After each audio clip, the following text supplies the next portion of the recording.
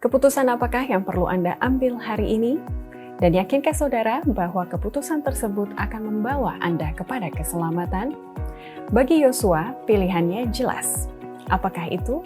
Mari kita ikuti pelajaran ke-13, kuartal keempat tahun 2025 dengan topik Pilihlah pada hari ini.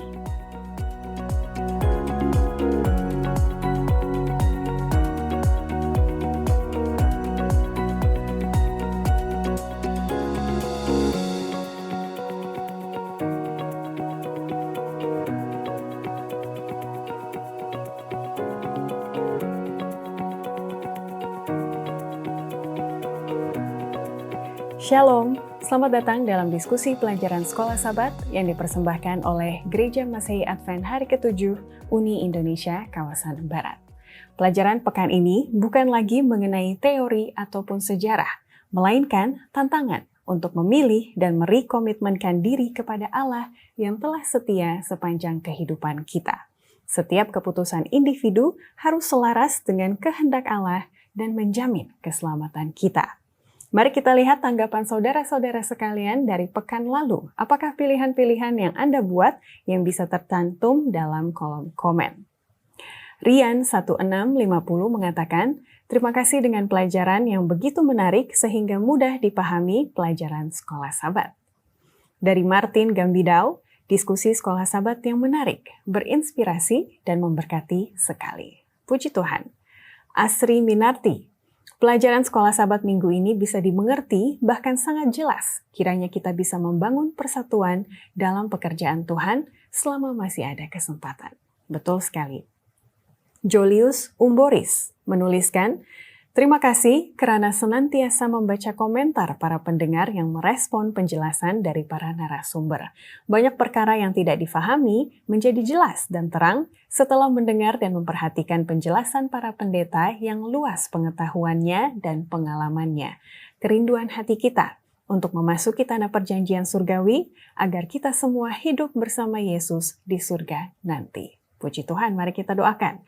Ellen Nayawan menuliskan, pelajaran pekan ini sangat sesuai dengan sikon, situasi kondisi yang ada di gereja-gereja kita saat ini. Mari kita buat pilihan secara jemaat. Dan terakhir, Darto Sumpeno menuliskan, amin, Sekolah Sabat mendidik umat-umat Tuhan untuk hidup sesuai pimpinan teladan Yesus. Kejadian yang dialami oleh Israel saat itu menjadi pelajaran penting bagi iman orang Kristen saat ini. Betul sekali Bapak. Dan berikutnya adalah nama-nama yang telah mengucapkan salam maupun yang sudah kembali bergabung dengan kita setelah beberapa lama. Naili Rumpadon, Diana Lorin, Mariati Simanungkalit, Bella Simbolon, Susin Dawayan, dan Yuda. Mari terhubung dengan media sosial dari Gereja Advent Indonesia Barat, termasuk nomor WhatsApp berikut untuk pelayanan doa dan pembelajaran Alkitab yang lebih pribadi. Mari kita sambut dua narasumber yang telah hadir di studio Uni Indonesia Kawasan Barat, Pendeta Guten Mahedi dari Konfes Jakarta sebagai Direktur Kesehatan dan juga Pendeta Leonard Mamento, Direktur Rumah Tangga dan Pelayanan Anak-anak Uni Indonesia Kawasan Barat. Shalom Bapak Pendeta. Shalom Ivy. Terima kasih sudah hadir kembali di pelajaran yang terakhir. Ini spesial lebih dari biasanya karena kita mau menyimpulkan perjalanan bangsa Israel di bawah kepemimpinan Yosua. Kita sudah bahas kitab Yosua dari pasal pertama sampai pasal 24. Dan pasal 24 kalau boleh saya lihat seperti event-event gereja kita di hari terakhir biasanya ada commitment service. Begitu ya, terakhir pokoknya sebelum pulang harus komitmen dulu. Kurang lebih ini seperti ini, dikumpulkan semuanya, Yosua mau mereka merekomitmenkan diri mereka kepada Tuhan kembali.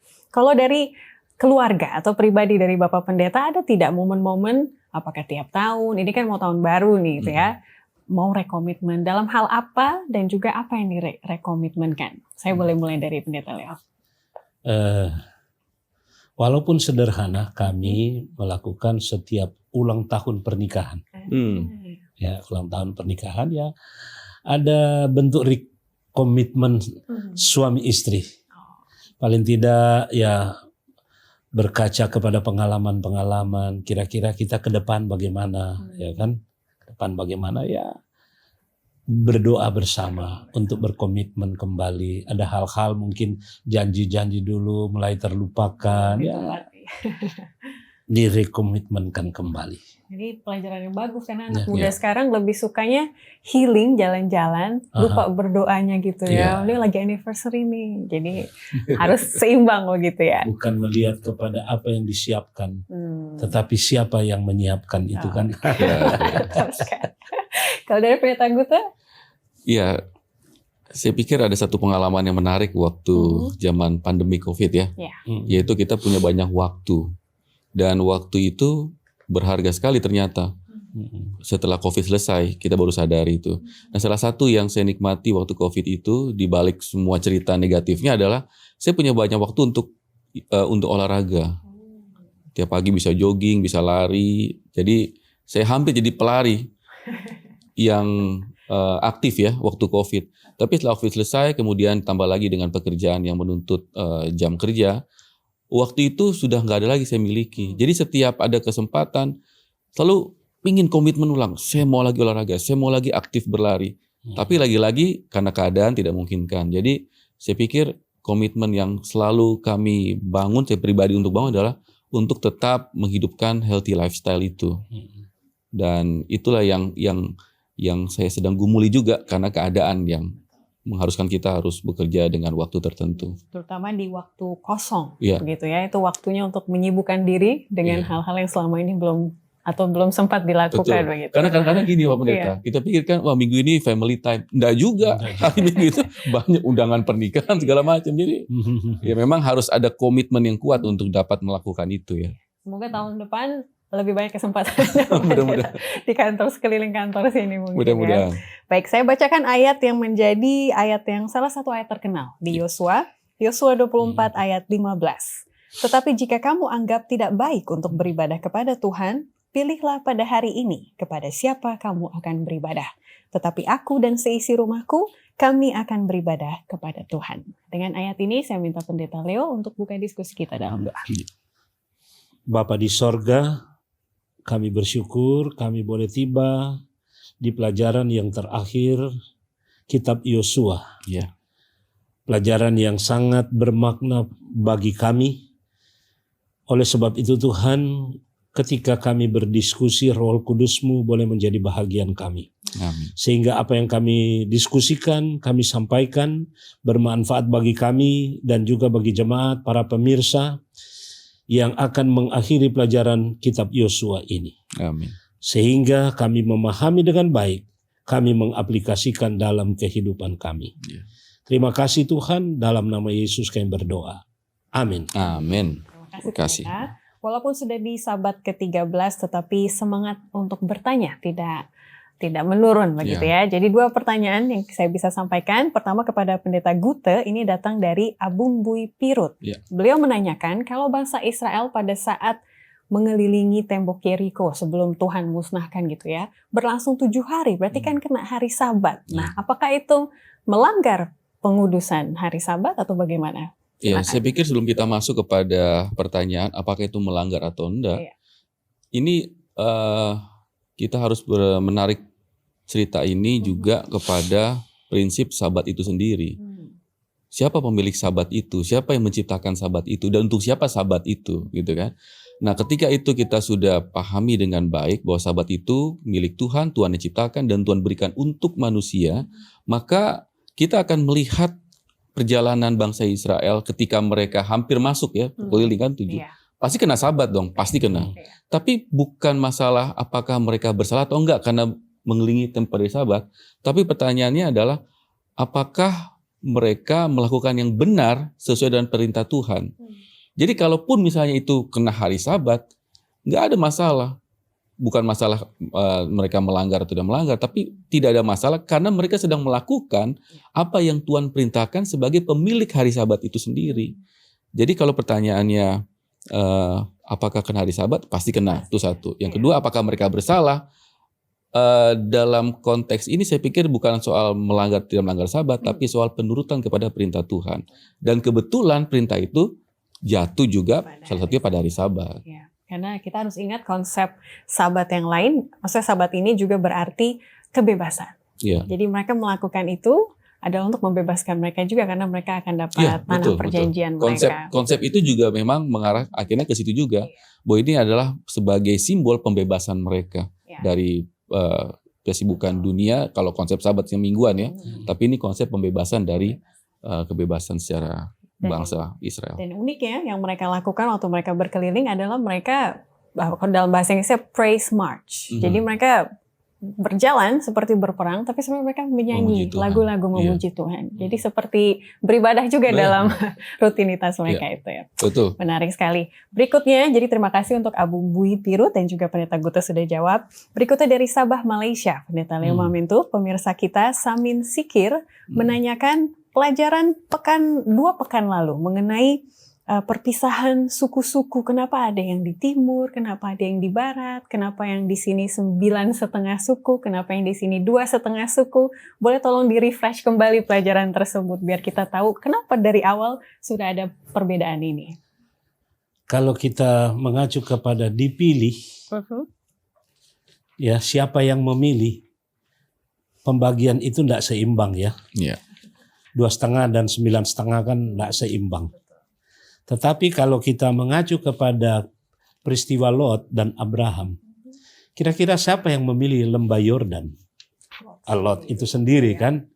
Nah di dalam konteks ini saya dapati bahwa Musa dalam arti sebelum masuk tanah Kanaan itu kan, sebelum menyeberang sungai itu kan, 3 ini sudah ada penentuannya kan. Tentunya mereka itu memilih dan Yosua, Tuhan melalui Yosua Tuhan mengizinkan hal itu terjadi, mengizinkan hal itu.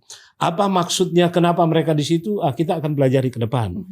Tetapi di sini adalah mengingatkan kalau kita baca di dalam Yosua pasal 1 ayat 12 sampai 5. Yosua mengingatkan janji Musa bahwa ketiga suku boleh tinggal di sebelah timur, tetapi prajuritnya harus tadi saya katakan di pelajaran ke-12 saya katakan pergi dulu berperang baru boleh kembali dan lain sebagainya. Jadi dalam arti kata kembali di sini adalah pilihan. Tuhan mengizinkan pilihan itu untuk mereka lakukan. Jadi kita tidak melihat kenapa ini hanya 2,5 suku, ini harus 9,5 suku, tidak.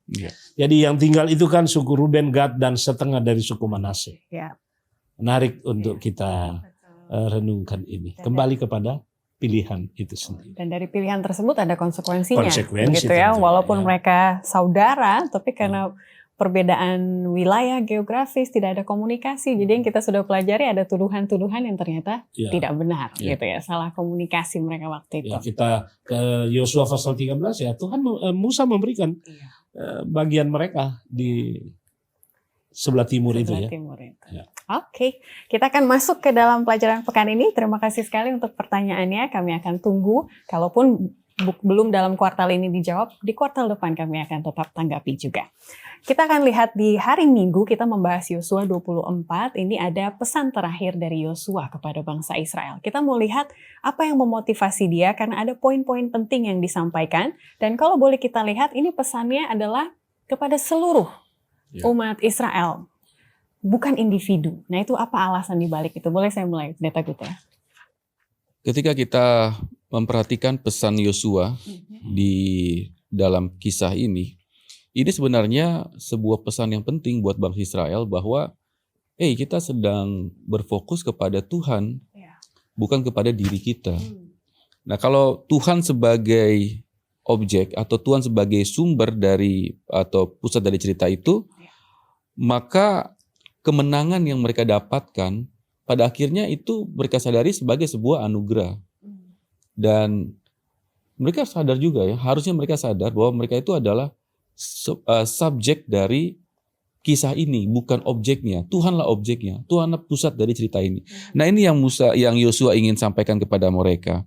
Jadi mengapa ini disampaikan pada Israel sebagai sebuah umat? Paling tidak ada 3 poin ya. Yang pertama, umat perjanjian selalu dipandang sebagai komunitas. Ya sama seperti gereja Advent kan. Gereja Advent adalah sebuah tubuh Kristus yang juga merupakan sebuah komunitas. Kemudian yang kedua, setiap generasi harus belajar dari sejarah penebusan. Ini juga penting. Kenapa? bagaimana Tuhan memimpin umatnya dari zaman nenek moyang hingga sekarang ini harus terus diturunkan dari generasi ke generasi. Dan yang ketiga yang juga kita perlu pertimbangkan adalah bahwa Allah yang memimpin di masa lalu adalah Tuhan yang sama yang juga akan memimpin gereja-gerejanya hari ini dan hari-hari mendatang. Jadi poinnya adalah ini termasuk juga persiapan kita untuk menyantikan kedatangan Tuhan yang kedua kali. Betul. Karena secara manusiawi dengan kemenangan mereka sudah dapat tanah mereka. Ada kecenderungan untuk merasa bahwa wah sudah aman, sudah nyaman, begitu ya. Akhirnya merasa seperti dunia ini berputar pada diri mereka sendiri gitu ya. Jadi Yosua mau mengingatkan hidup ini bukan kamu individu sudah dapat tanah dan lain-lain, tapi kita adalah sebuah pergerakan juga. Ya, dan juga yang paling penting adalah dari setiap pesan yang disampaikan oleh Yosua pada akhirnya berujung kepada satu pernyataan penting. Tetaplah setia kepada Tuhan. Berpihaklah atau memilihlah untuk berpihak pada sisi Tuhan. Kira-kira itu sebenarnya poin yang kita bisa lihat dari pesan Yosua ini kepada bangsa Israel. Mengingatkan mereka kepada Allah, satu-satunya Allah yang hidup, dan juga supaya mereka bersatu juga, sama seperti Allah Bapa, gitu ya. Pertanyaannya sekarang Pendeta Leo, kenapa penutupannya seperti ini ya? Gitu. Mungkin hikmat seorang yang lebih senior seperti pendeta begitu ya. Kalau berpindah dari satu tempat ke tempat lain, biasanya disuruh silakan kata-kata 1-2 kata gitu ya, perpisahan. Ada pesan yang mau disampaikan. Kenapa menurut pengalaman pendeta sebagai pemimpin Yosua mau menetapkan ingat Tuhan, ingat kalian satu, itu apa lagi yang dibalik itu? Kalau kita kembali ke pelajaran Sabat 12 yang kemarin, kita dapati bahwa di dalam pelajaran itu tidak ada gambaran, tidak ada bagayangan siapa yang akan menggantikan Yosua, bukan? Sedangkan Yosua tahu persis, karena kan ya kita pelajaran-pelajaran sebelumnya kan hanya Yosua dan Kaleb yang memang dari Mesir. Yang tiba di Kanaan kan. Betul. Jadi Yosua tahu persis bagaimana pengalaman nenek moyang, para leluhur mereka jatuh bangun di dalam kehidupan mereka. Jadi memang Yosua mau menekankan bahwa jangan bergantung kepada pimpinan atau pemimpin manusia. Makanya ditekankan harus kepada Tuhan. Komitmen kepada Tuhan, kamu harus setia kepada Tuhan. Amin. Betul. Nah, itulah yang disampaikan di sini. Nah, sehingga contoh saya ini untuk sampai akhir tahun ini saya direktur rumah tangga. 5 tahun ke depan Pendeta Gute yang akan melanjutkan, ya kan? Pendeta Gute yang akan melanjutkan. Jadi dalam arti kata, kalau umat Tuhan tidak bergantung kepada siapa manusia itu, walaupun dia itu ada di situ, tapi jangan lupa harus hanya bergantung kepada Tuhan. Nah, pelajaran dari pemimpin mengacu kepada Yosua, bagaimana ia menanamkan nilai-nilai rohani kepada umatnya. Ya, nilai-nilai rohani. Tentunya ya Yosua di dalam hati kecilnya dia berkata mungkin bukan dengan kuat, bukan dengan keperkasaan, tetapi oleh karena ia mengandalkan Tuhan. Jadi relevansinya ya andalkan Tuhan Pak Gute untuk tahun depan. Amin. Andalkan Tuhan. Pengalaman saya andalkan Tuhan. Saya ketika dipilih bertanya, why me God? Kenapa saya di departemen rumah tangga dan lain sebagainya. Tapi itulah Tuhan sudah menempatkan, lakukanlah yang terbaik, memberikan teladan yang terbaik, warisan yang terbaik untuk ke depan. Karena saya suka mengacu lagi kepada pelajaran yang lalu. Misi belum selesai. Misinya adalah agar supaya umat Tuhan setia waktu Yesus datang diselamatkan. Amin. Ada tambahan? Jadi saya bersyukur ya. Maksudnya saya ditinggalkan oleh pendahulu yang meninggalkan legasi yang sangat baik di pelayanan rumah tangga. Jadi saya memang banyak belajar dari Pendeta Mamentu ini bagaimana memimpin departemen ini. Ini kan departemen ini adalah refleksi dari apa yang kita lakukan di rumah. Gitu. Kalau di rumah nggak bisa pimpin rumah tangga, gimana jadi pemimpin dalam organisasi lebih besar lagi? Terima kasih Pendeta, sudah meninggalkan legasi yang luar biasa buat kita. Dan ada banyak orang yang mengatakan rumah tangga itu Ivy multi departemen. Iya. BWA ada di Semuanya. situ, Anak-anak, Adventurer, Pathfinder, pendidikan Semua. itu ada. Jadi Semua. PR banyak pendeta ya. Ya. Itu dia. Menarik sekali. Dan ini saya mau arahkan kepada yang memiliki penuntun guru bagian penutup, karena di sini bukan hanya tentang kepemimpinan yang kita lihat, tetapi pengawasan ilahi atas gereja. Jadi bahwa Allah melihat semuanya gitu ya. Pemimpin dia yang pilih, pemimpin dia yang kuatkan, dan umat itu juga dia yang bawa ke tujuan yang dia sudah janjikan. Seperti itu. Kita mau melihat selain Yosua menekankan kesatuan, tetapi ketika kamu bersatu, lakukan itu dengan tulus dan juga dengan setia. Ada beberapa di sini lagi dengan takut akan Tuhan dan juga dengan tulus dan setia melayani dia. Itu apa maksudnya satu-satu itu, pendeta? Iya, mengenai ketulusan dan kesetiaan ini, saya pikir ini merupakan standar yang baku dalam sikap yang harus ditunjukkan sebagai sebuah bangsa yang Tuhan asingkan ya. Tapi ada juga peran penting di situ yang bisa kita lihat dari masalah ini, dari isu ini, yaitu kesetiaan kepada Sang Pencipta untuk mempertahankan keunikan atau identitas mereka. Jadi kesetiaan ini bukan hanya sekedar taat ya, tanpa ada pertimbangan, tapi setia juga untuk menunjukkan bahwa mereka memiliki identitas yang kuat sebagai sebuah bangsa yang Tuhan sudah pilih secara khusus. Kemudian kata takut ini bukan takut seperti sesuatu memandang Tuhan sebagai sesuatu yang menyeramkan. Enggak. Takut ini maksudnya kan hormat. Ya. Hormat kepada Tuhan dalam kesetiaan dan menunjukkan identitas yang kuat sebagai satu umat yang Tuhan telah asingkan. Nah ini kemudian disatukan ke dalam sebuah sikap yang muncul di tengah-tengah bangsa ini untuk menunjukkan di mana mereka berada dalam pilihan yang akhirnya harus mereka ambil di ujung-ujung kepemimpinan dari seorang Yosua ini. Betul. Jadi saya ingat kutipan dari Nyonya White yang mengatakan bahwa kesatuan dan persatuan sekelompok orang itulah yang akan menjadi bukti kuasa dan juga kasih Tuhan yang bekerja di dalam kelompok tersebut. Begitu ya. Jadi ini akan yang dilihat oleh dunia. Itu kok bisa ya, suku berbeda, identitas berbeda, tapi misi tetap satu, jalan semua. Begitu ya. Itu adalah suatu bukti bahwa Allah ada di situ. Kita akan lanjutkan lagi setelah yang satu ini, jadi tetaplah bersama kami.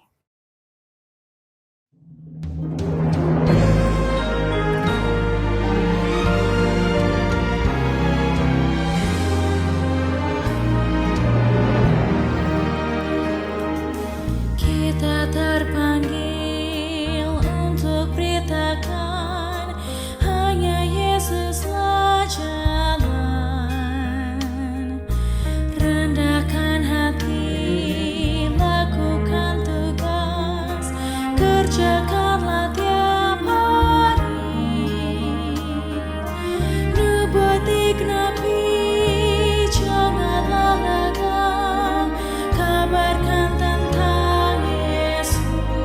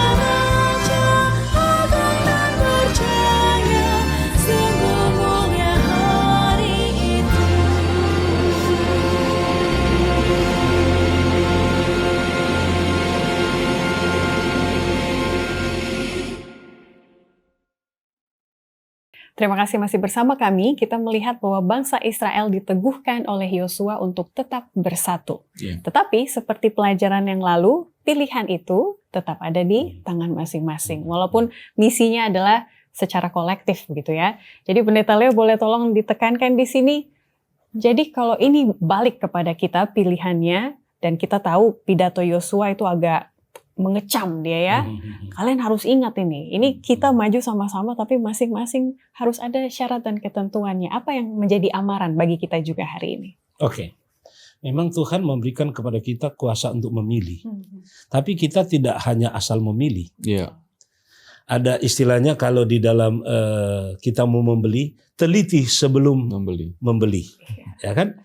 Tidak hanya, jangan sampai kalau kita lihat di dalam pengkhotbah pasalnya yang kelima ya, jangan kita terburu-buru ya, kelima ya, jangan kita terburu-buru untuk ini karena Tuhan ada di sorga, jangan, aduh kenapa saya pilih itu, menyesal, tidak.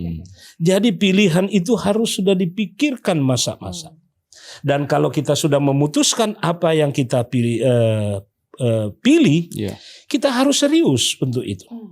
Harus serius melakukan. Karena komitmen kita kan dengan Tuhan.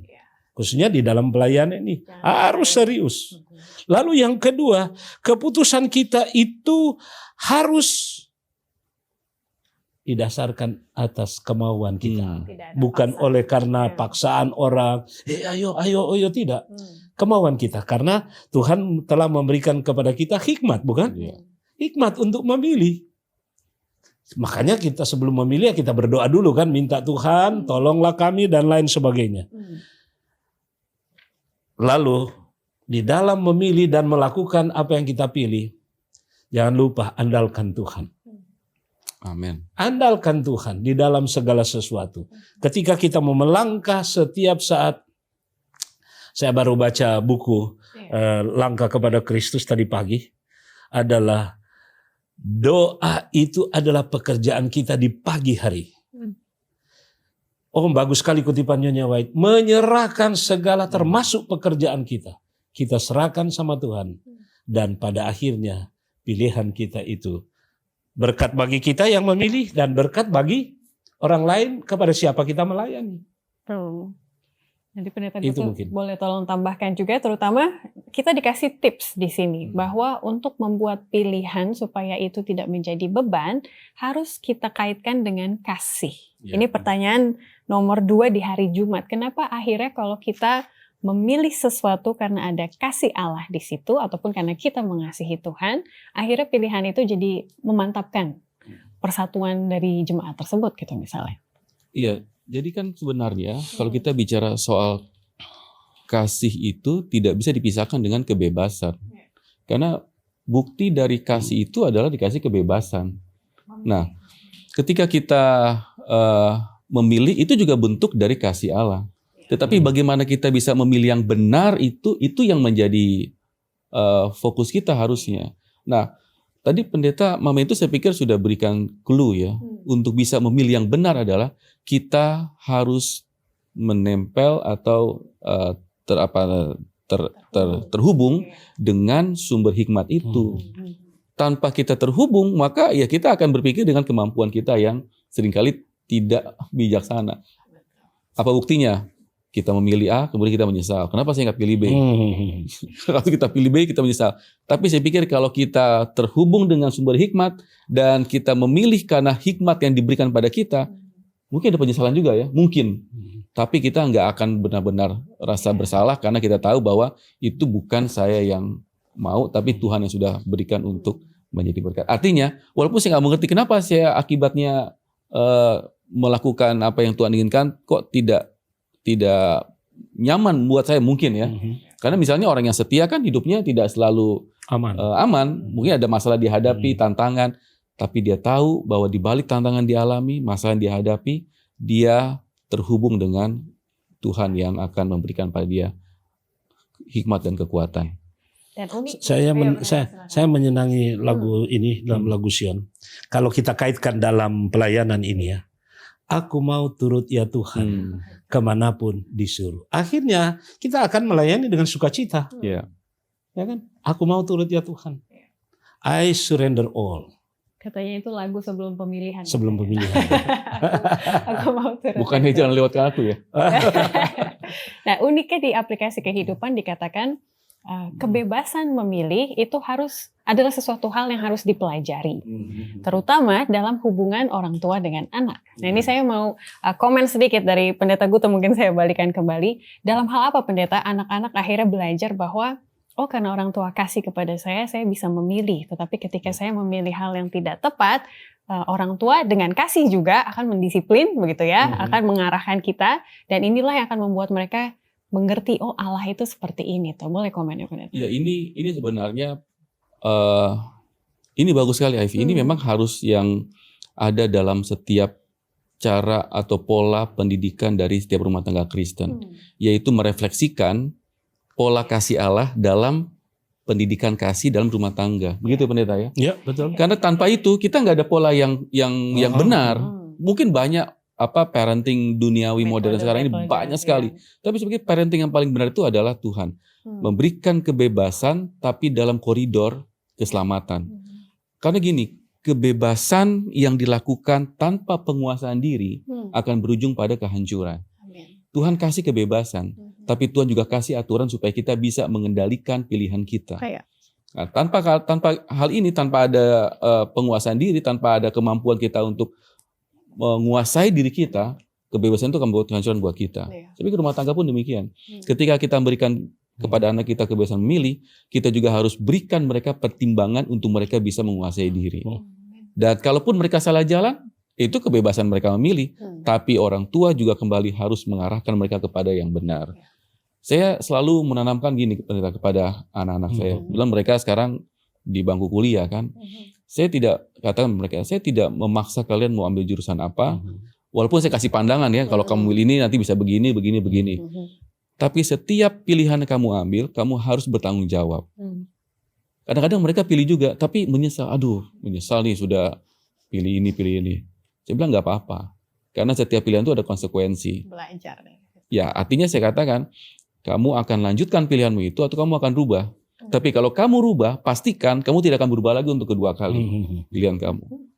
Jadi ini kan sebenarnya ya Tuhan juga tidak serta-merta menyalahkan kita karena pilihan kita yang salah, tapi Dia membalikkan kita, dan setelah dibalikan pun Tuhan kan masih tetap kasih pilihan itu buat kita. Dan harusnya setelah kejadian pertama kita tidak akan lagi melakukan kesalahan yang kedua kalinya.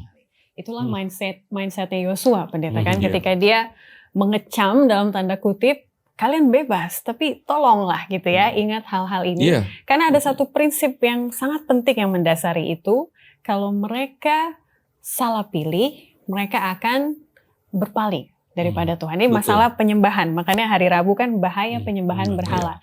Kenapa sebenarnya itu maksud dari Yosua? Kalau dari pelajaran sebelumnya, hati-hati dengan persahabatan, hati-hati dengan pilihan kamu. Kamu bebas memilih, tapi ini yang paling penting. Apa bahayanya penyembahan berhala? Dan kalau dilihat zaman sekarang, apa yang harus menjadi amaran bagi kita, Pendeta?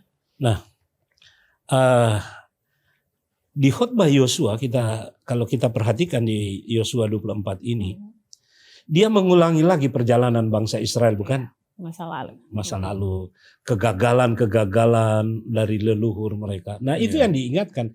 Jangan lupa, kamu sudah berjanji. Kamu jadi saksi atas janji itu sendiri. Artinya, konsekuensi tadi, mereka yang merasakan akibatnya atas tidak menepati janji itu. Nah, ini yang ditekankan, yang ya secara manusia sebagai seorang pemimpin khawatir jangan sampai pengalaman leluhur terulang kembali.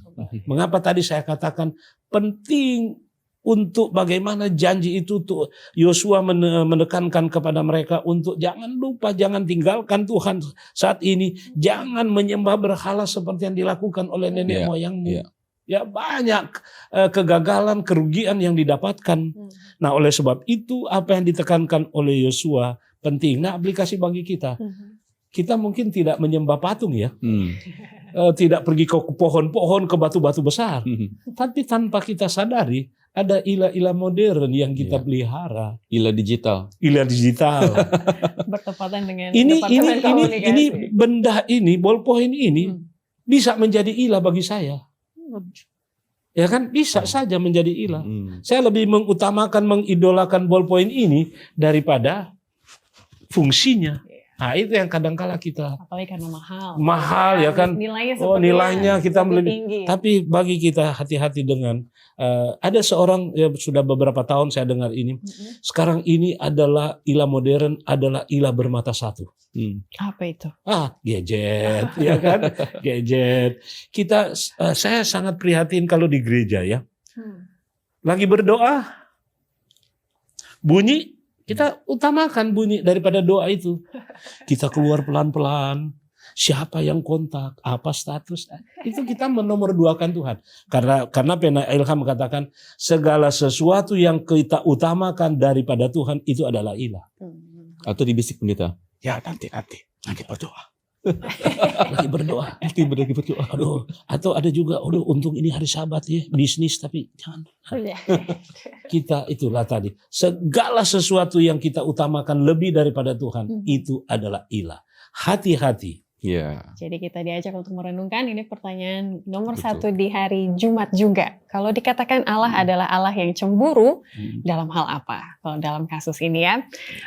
Selain itu, Yosua juga, ini ada satu istilah yang sangat menarik. Yosua mengatakan supaya kamu tidak condong kepada berhala ataupun ilah lain, kami akan mendengarkan suara Tuhan. Itu respon dari bangsa Israel gitu ya. 3 kali. 3 kali. Tapi kalau dipelajari, ini bukan hanya mendengar suara Tuhan, tapi ada makna yang sangat mendalam. Karena bisa saja mereka mengatakan, siap, kami akan menuruti semua perintah Tuhan. Kan bisa juga itu responnya. Tapi kenapa mereka memilih untuk mengatakan kami akan mendengarkan suara Tuhan?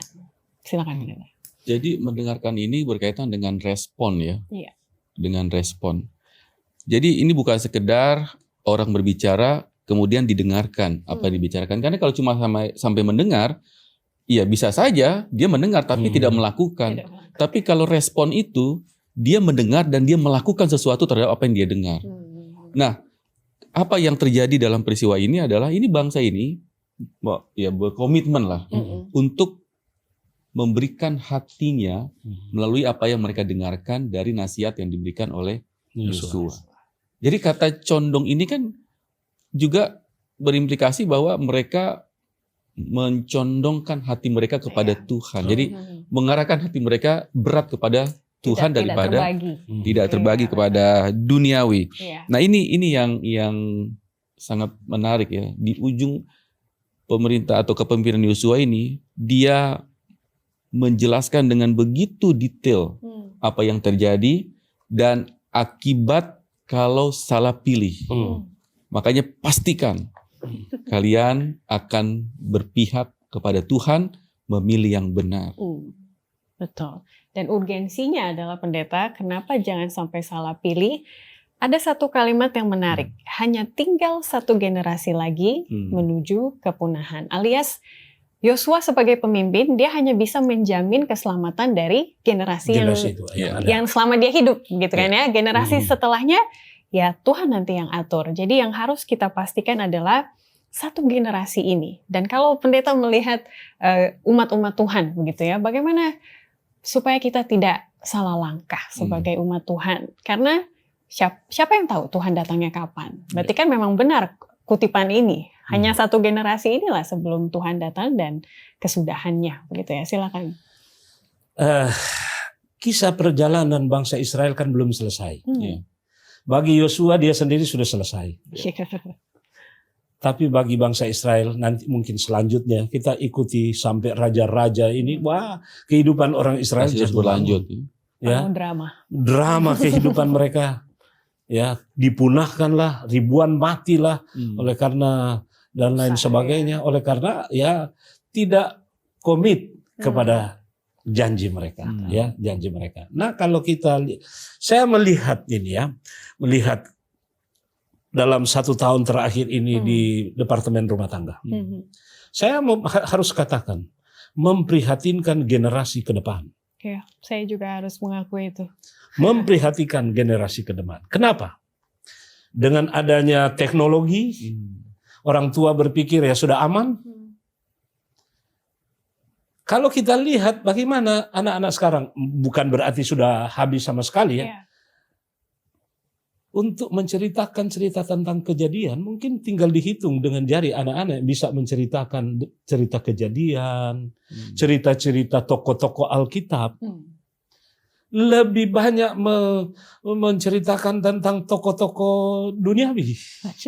Ya, jadi generasi ke depan perlu penekanan yang lebih khusus kepada generasi mendatang.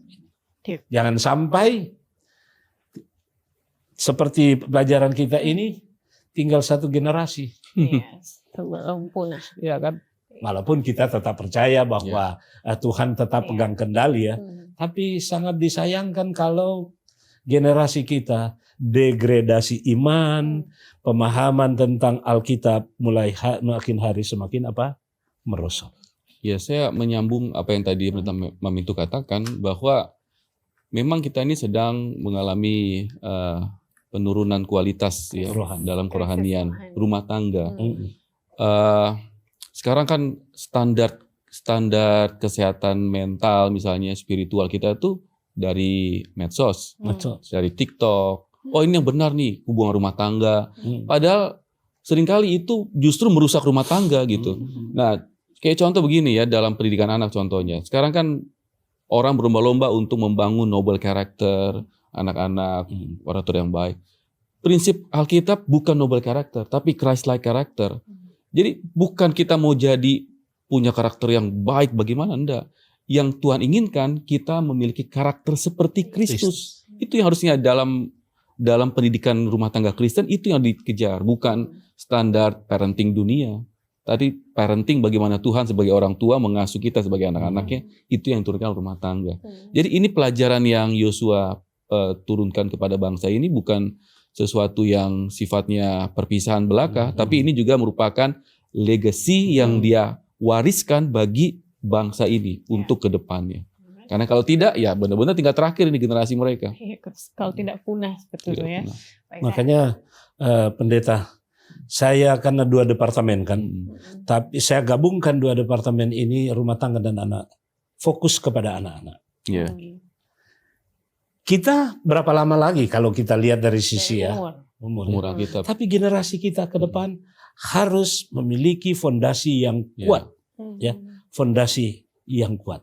Makanya saya sarankan keluarga, pemirsa, jangan lupa dalam rumah tangga 2 buku ini dibaca terus.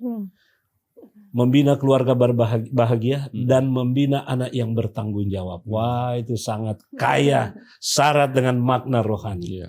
Baca itu. Adventist Home sama Child Guidance. Oke, terima kasih sekali. Kita akan kembali untuk menyimpulkan. Saya suka ini sangat aplikatif sekali.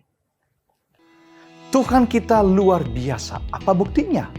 Yohanes 3 dan ke-16 berkata, karena begitu besar kasih Allah akan dunia ini, sehingga ia mengeruniakan anaknya yang tunggal, supaya barang siapa yang percaya kepadanya tidak binasa, melainkan beroleh hidup yang kekal. Bukti kasih Yesus, ia berkorban bagi kita. Tuhan memanggil Anda dan saya. Harvest 2025, penuaian 2025, memanggil Anda dan saya. Sisihkan waktumu, sisihkan tenagamu, sisihkan hartamu untuk menjadi saluran berkat Tuhan, menyiapkan jiwa-jiwa bagi kedatangan Tuhan yang kedua kali. Harvest 2025, 1 keluarga, 1 tahun, 1 jiwa. Mari, Tuhan kita luar biasa. Menutup pelajaran Sekolah Sabat kuartal keempat tahun 2025 mengenai pelajaran iman dari Yosua. Mari kita jawab pertanyaan nomor 4 di hari Jumat. Jadi apa kunci keberhasilan dari Yosua? Karena tujuannya hanya satu, membawa Israel untuk melayani Tuhan. Kira-kira keberhasilannya di mana? Dan bagi kita, ini pertanyaan di hari Kamis bahwa kalau harus ada membuat keputusan hari ini, sesuai judul, pilihlah hari ini. Kita tahu tantangan kita apa, rohani ataupun non-rohani, tapi yang akan memantapkan kita untuk mengambil keputusan itu, kira-kira apa nasihat dari Pak Pendeta sekalian? Saya mulai dari Pendeta Gutek. Iya, kunci sukses Yosua, saya pikir itu sudah ditemukan di awal pelajaran ini, pelajaran pertama. Kunci sukses ya. Ya kan? Resep untuk sukses. Resep untuk sukses. Jadi kebetulan kemarin waktu KKR-Net itu bagian saya. Iya. Jadi saya masih ingat sekali bahwa kenapa Yosua akhirnya bisa menjadi hamba Tuhan. Karena kan di awal disebut sebagai hamba Musa ya. Hanya Musa yang disebut sebagai hamba Tuhan. Tapi kemudian di end of the story dia naik jadi hamba Tuhan. Kesimpulannya adalah karena dia menduplikasi teladan kerohanian dari seorang Musa. Selain tentu hubungan dia dengan Tuhan personal ya. Artinya dia belajar dari pendahulunya. Dia mengambil poin-poin yang positif dari pendahulunya, hubungan rohani pendahulunya, dan itu yang diaplikasikan dalam dirinya. Kan gini, Musa telah selesai dengan sukses. Karena dia menghidupkan kehidupan yang berhubungan dengan Tuhan dari waktu ke waktu. Nah itu juga yang diadopt oleh seorang Yosua, kehidupan dari Musa yang diambil adalah bagaimana Musa berhubungan dengan Tuhan. Dan saya pikir mengapa Yosua pada akhirnya sukses juga untuk memimpin bangsa ini tiba di Kanaan. Ya karena dia sudah melanjutkan apa yang Musa sudah mulai. Teladan rohani yang ditinggalkan oleh Musa, itu yang dia kemudian hidupkan. Ya, jadi bagi kita, kalau kita lihat pelajaran pertama, judul-judul besar hariannya, dikatakan di situ, jadilah teguh. Karena itu kan ayat terkenal, Yosua 1 ayat 8 dan 9. Teguhkanlah hatimu. Disebut seberangi, rebut, bagi-bagi, layani. Jadi ingat juga untuk memakmurkan orang lain juga gitu ya, dan bawa mereka kepada Tuhan. Silakan ditambahkan pendeta. Seperti yang dikatakan pendeta Gute tadi, yang pada akhirnya Yosua disebut hamba Tuhan. Oleh karena dia komit kepada panggilan itu. Amin. Dia komit pada panggilan itu dan lakukan sesuai dengan arahan Tuhan. Ya kan, jangan menyimpang ke kiri ke kanan. Dia lakukan itu dengan sungguh-sungguh kepada panggilan Tuhan. Dan yang ayat terkenal kita, ayat inti sabat ini kan, pilihlah pada hari ini kepada siapa kamu akan beribadah. Tetapi komitmen Yosua, aku dan seisi rumah kami akan beribadah, bahasa Inggris kami akan melayani Tuhan. Komitmen.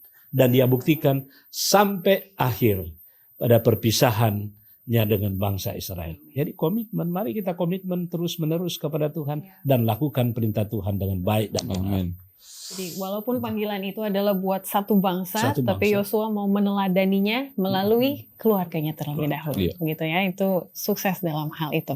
Baiklah, saya mau ajak pendeta Gute untuk tutup diskusi kita dalam doa. Kita doakan pemirsa supaya tahun depan juga masih semangat merenungi firman Tuhan. Baik, mari kita berdoa.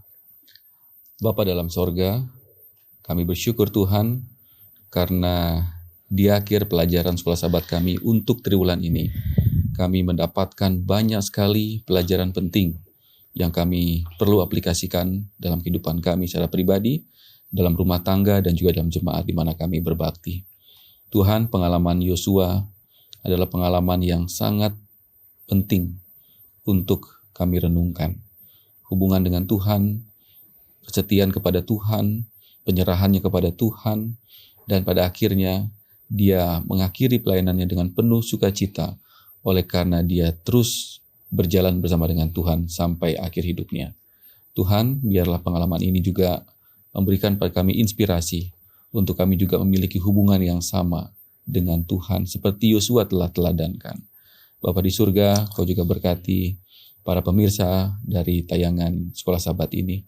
Dimanapun mereka berada, biarlah berkat yang khusus Tuhan akan curahkan bagi masing-masing mereka, sehingga kami boleh menikmati kebersamaan yang kami telah bangun dari waktu ke waktu.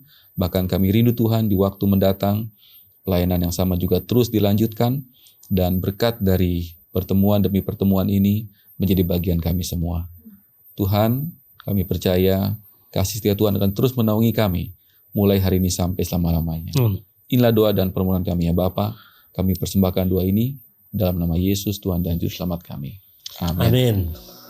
Terima kasih Pendeta Gute Mahaedi dan juga Pendeta Leonard Mamentu yang sudah menyimpulkan pelajaran selama 1 kuartal melalui pelajaran pekan ini. Sampai bertemu kembali di pelayanan berikutnya Bapak-Bapak Pendeta sekalian. Mari kita terhubung dengan media sosial dari Gereja Advent Indonesia Barat dan mari bagikan video ini terutama di akhir tahun supaya tetap setia sampai kita bertemu pekan depan. Mungkin akan ada perubahan nama dari Indonesia Barat menjadi Indonesia Tengah, tapi tetap kami mengundang dan welcome semuanya dari Barat, Tengah maupun Timur, orang-orang yang ada di Indonesia maupun yang di luar Indonesia juga. Sampai berjumpa pekan depan, mari kita tetap setia kepada Tuhan. Selamat Tahun Baru 2026.